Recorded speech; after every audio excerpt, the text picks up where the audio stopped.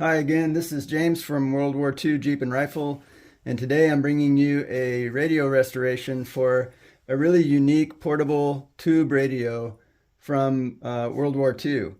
This is the RCA Victor BP-10 AM radio receiver, and it was introduced in 1940.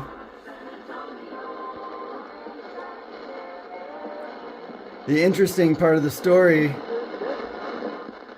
is that 150 of these portable radios were smuggled into France in, I think, 1943 for the French resistance so that they could hear encoded broadcasts over the public broadcast systems from the UK with information that was only understood by the French resistance. So anyway, that's the backstory, and you'll find some of these in museums related to that time in the war.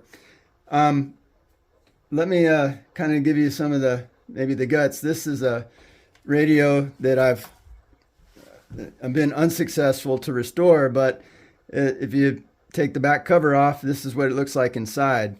And the real trick, once you have replace the capacitors and resistors that have gone out of tolerance, and any tubes that are no longer good in the 6-tube design. The next thing you have to do is to provide power, and the battery setup for this is a D cell 1.5 volt and a 67.5 volt dry cell, which was originally part of the available power sources. And I've created a 68 volt kind of hack by wiring together 6 12 volt batteries. These are A23 batteries, 12 volt batteries, 6 of those in series, and then connecting them up to the positive and negative terminals for the high voltage supply. So with that kind of stuffed into the inside of this radio over here, we're picking up local broadcast.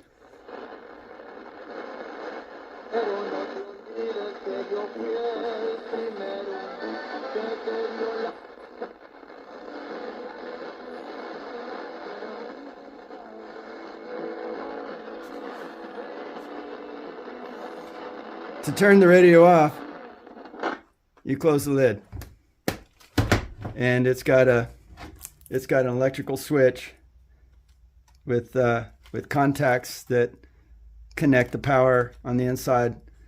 So there's not an on-off switch other than closing the lid. And completely portable, pretty cool, and amazing to hear sound come out of it just like it did 80 years ago.